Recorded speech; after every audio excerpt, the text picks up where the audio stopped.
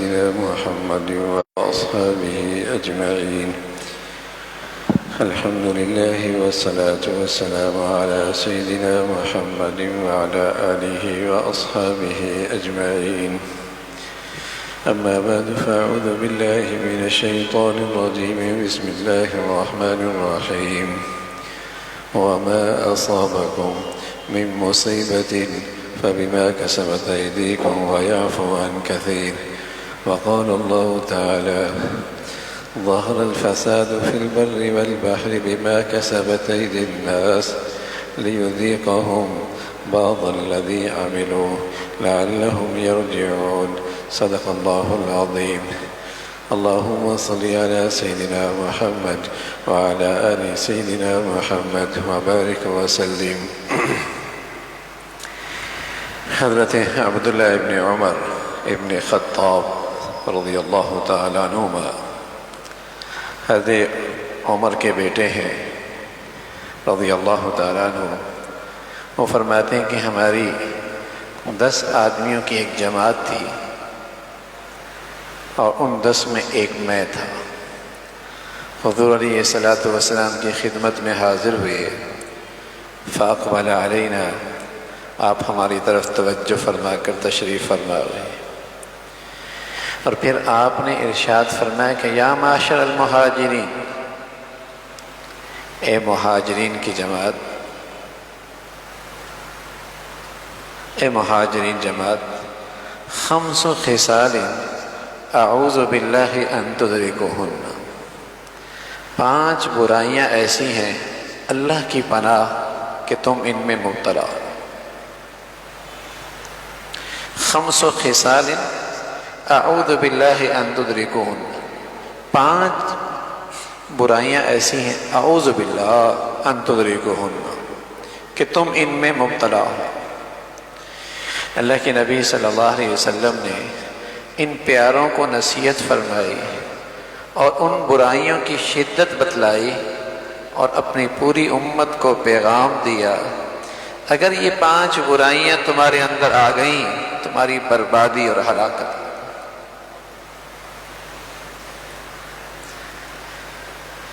تو آپ فرمانے لگے یا معاشر المہاجرین خمس خصال اعوذ باللہ ان تدرکہن، یہ 5 چیزیں ایسی ہیں اللہ کی پناہ کہ تم ان میں مبتلا ہو. پھر آپ نے ایک ایک کر کے گنایا. فرمایا ما ظہرت الفاحشۃ فی قوم حتی اعلنوا بها الا ابتلوا بالطواعین والاوجاع التي لم تكن في اسلافهم الذين مضوا. فرمایا پہلی چیز ہے جب کوئی قوم کھلی بے حیائی میں مبتلا ہو جاتی ہے، کھلے بے حیائی، علل اعلان ڈنکی کے چوٹ، بیٹیاں، بہنیں، بھائی، مرد، عورت بے حیا بن جاتے ہیں، سڑکوں میں، میدانوں میں، اسٹیجوں میں، اسکرینوں میں. ما ظہرت الفاحشۃ فی قوم حتی اعلنوا بها، جب کوئی قوم کھلی بے حیائی میں مبتلا ہوتی ہے تو اللہ کے نبی صلی اللہ علیہ وسلم نے اپنے ان پیاروں سے کہا میں اللہ کی پناہ چاہتا ہوں کہ تم اس مصیبت میں آؤ، اس لیے کہ جب یہ چیز آتی ہے تو پھر وہ قوم ایسی بیماریوں میں مبتلا ہوتی ہے جن بیماریوں کا تذکرہ اور نام تمہارے آباء و اجداد نے کبھی سنا بھی نہیں تھا.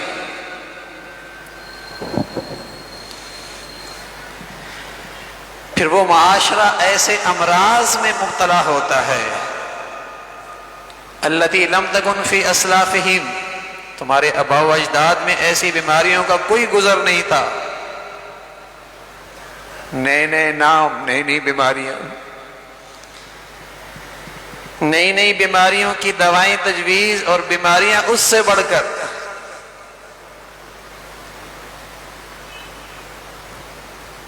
دوسری بات فرمائی آپ علیہ الصلوۃ والسلام نے فرمایا نقص قوم المکیال والمیزان الا ابتلوا بالسنین وشدت المعونہ وجور السلطان. جب کوئی قوم بددیانتی میں مبتلا ہوتی ہے، دیانت چلی جاتی ہے، مزدور سے چلی جاتی ہے، مالک سے چلی جاتی ہے، کاشتکار سے چلی جاتی ہے، تاجر سے چلی جاتی ہے، غریب سے بھی اڑ جاتی ہے، امیر بھی بددیانت کا شکار ہو جاتا ہے۔ جب تو یہ قوم بددیانتی کا شکار ہو جاتی، جس کو جہاں موقع ملتا ہے بددیانتی میں کوئی کوتاہی نہیں کرتی، امانت رخصت ہو جاتی ہے، امانت رخصت ہو جاتی ہے، دیانت ختم ہو جاتی ہے۔ بددیانت قوم، بددیانتی سے بھرا معاشرہ، بازار، سڑکیں، ادارے، دفاتر، بددیانتی۔ تو حضور علیہ الصلوۃ والسلام فرمانے لگے اعوذ باللہ ان تدرکون، اللہ کی پناہ کہ تم اس میں مبتلا ہو۔ اگر یہ بددیانتی کسی معاشرے میں اور کسی قوم میں آ گئی، الا ابتلوا بالسنین وشدت المعونہ وجور سلطان، پھر وہ قوم، پھر وہ معاشرہ، پھر وہ لوگ قحط میں مبتلا ہوں گے، گرانی میں مبتلا ہوں گے، مہنگائی میں مبتلا ہوں گے، اور حکام کے ظلم کا شکار ہو۔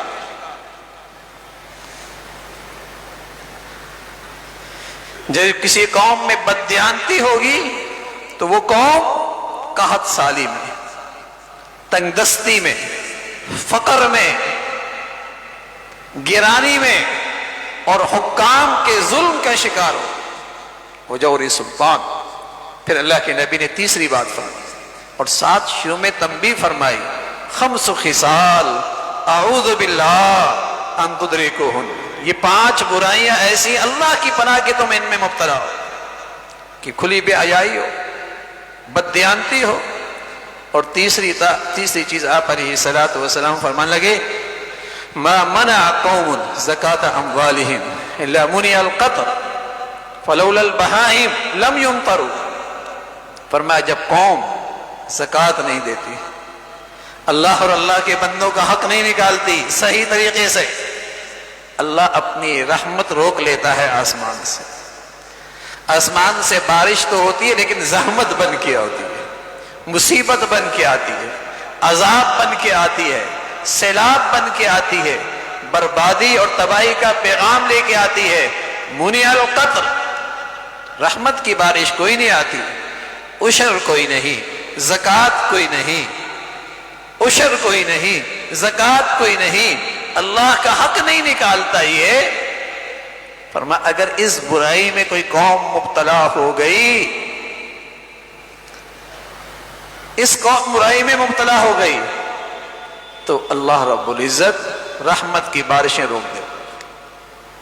چوتھی چیز فرمائی وَلَا خَفَرَ قَوْمٌ الْعَهْدَ إِلَّا سَلَّطَ اللَّهُ عَلَيْهِمْ عَدُوًّا مِّنْ عُدُوِّهِمْ وَأَخَذَ بَعْضَ مَا فِي أَيْدِيهِمْ۔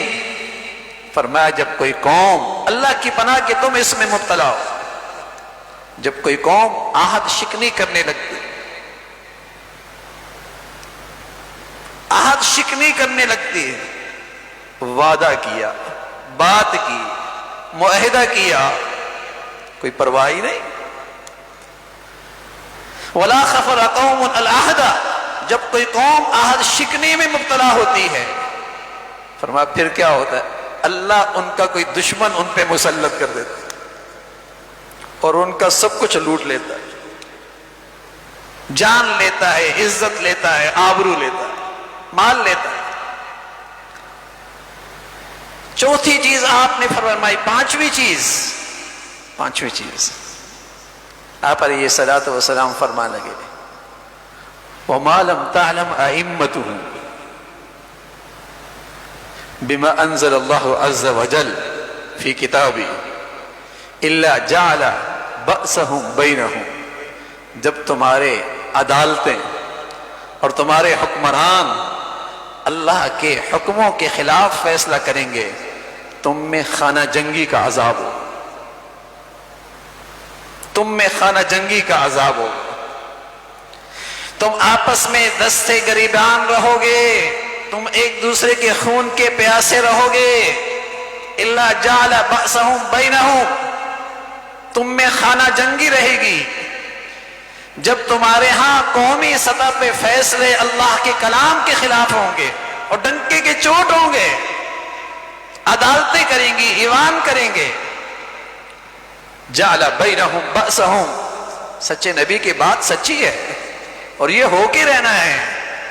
نبی کی کہی ہوئی بات کوئی تجربہ نہیں، نبی کی کہی ہوئی بات کے پیچھے اللہ کا علم ہے، نبی کی کہی ہوئی بات کے پیچھے اللہ کی قدرت ہے، نبی کی کہی ہوئی بات کے پیچھے اللہ کی وحی ہے.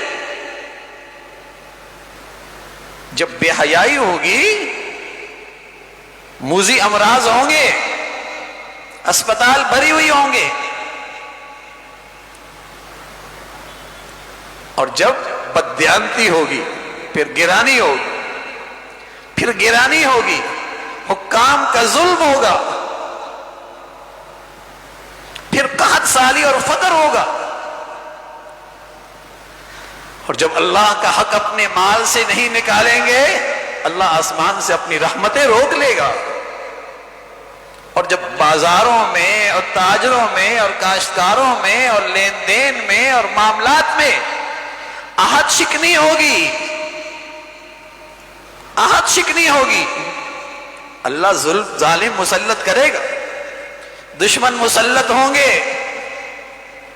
اللہ کے نبی پانچویں چیز فرمانے لگے، جب تمہارے فیصلے اللہ کے حکموں کے خلاف ہوں گے پھر تم پر خانہ جنگی مسلط ہوگی، پھر تم پہ خانہ جنگی مسلط ہوگی.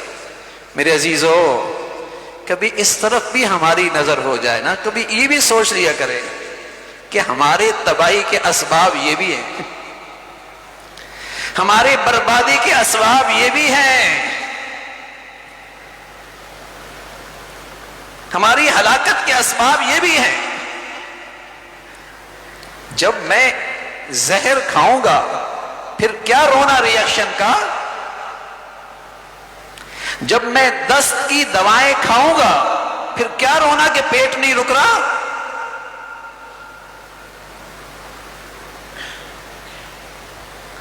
جو اسباب اختیار کی جائیں گے، جو زندگی اختیار کی جائے گی، نتائج تو اس کے مطابق آئیں گے نا. اللہ کا کلام ہے، قرآن مجید ہے، وَمَا أَصَابَكُم مِّن مُّصِيبَةٍ فَبِمَا كَسَبَتْ أَيْدِيكُمْ. یہ جو مصیبتیں آئی ہیں نا، یہ جو تمہارا معاشرہ آج ظلم کا شکار ہے، یہ ایسا ہی نہیں ہے، یہ ظالم یوں ہی نہیں مسلط ہوتے. جب قوم کا مزاج بگڑتا ہے، قوم کا جب مزاج بگڑتا ہے، بے دین ہوتی ہے، بے حیائی اس کا مزاج بن جاتا ہے، پھر بدکار بے حیا لوگ ان کے لیڈر، پھر خائن اور لٹیرے ان کے پسندیدہ محبوب لیڈر. 70 سال سے اس قوم نے کیسوں کو مسلط کیا ہے اور کیسوں سے امیدیں رکھی ہیں. جب قوم بدعمالی کا شکار ہوگی تو پھر ایسے لوگ ہی آئیں گے. پھر ان کا شعور ہی غلط، ان کی عقل ہی غلط، ان کی سمجھ ہی غلط، ان کا انتخاب ہی غلط. کھلی اللہ کی نافرمانی کریں، ہم امید رکھتے ہیں ہمارے حالات ٹھیک کر دیں گے. حضور علیہ الصلوۃ والسلام فرمایا کرتے تھے، ما ظہر الزنا والربا فی قوم اذن اللہ بہلاکہا. جب کوئی قوم زنا اور سود خوری میں مبتلا ہوگی، اللہ اس قوم کی بربادی کا فیصلہ فرمائے. اللہ سے اعلان جنگ، اللہ سے بغاوت، اور پھر امید رکھیں حالات اچھے نہیں آئیں گے. حضور علیہ الصلوۃ والسلام فرمانے لگے، اللہ کہتا ہے، اللہ بادشاہوں کے میں بادشاہ ہوں، انا الملک. اللہ کہتا ہے میں بادشاہ ہوں اور میں بادشاہوں کا بادشاہ ہوں، اور بادشاہوں کے قلوب میرے ہاتھ میں ہے. تم میری اطاعت کرو گے وہ تمہارے اوپر مہربان بن جائیں گے، اور اگر تم نافرمان رہو گے وہ تمہارے حق میں ظالم بن جائیں گے.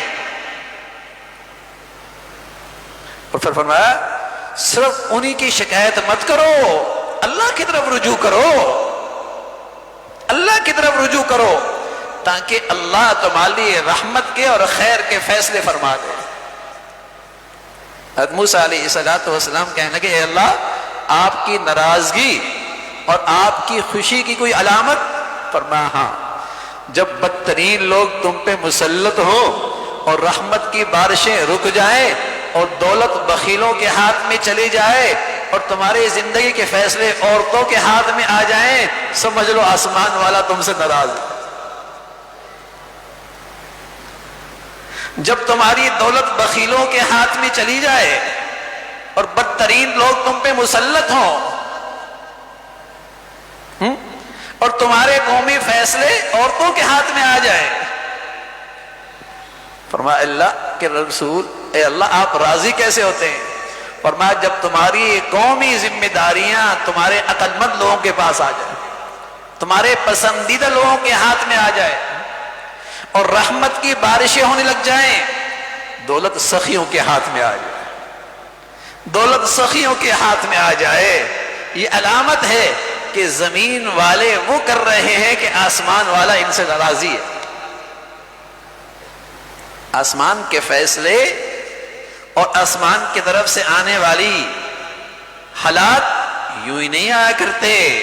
اللہ کریم کہہ رہے ظہر الفساد فی البر والبحر، تم سمندروں اور دریاؤں میں بربادی کے نقشے دیکھو اور زمین کے اوپر اور خشکی پہ تم ہلاکت کے نقشے دیکھو، یہ یوں ہی نہیں آتے، بما کسبت ایدی الناس، زمین پہ رہنے والوں کے بدعمالیوں کا یہ نتیجہ ہے۔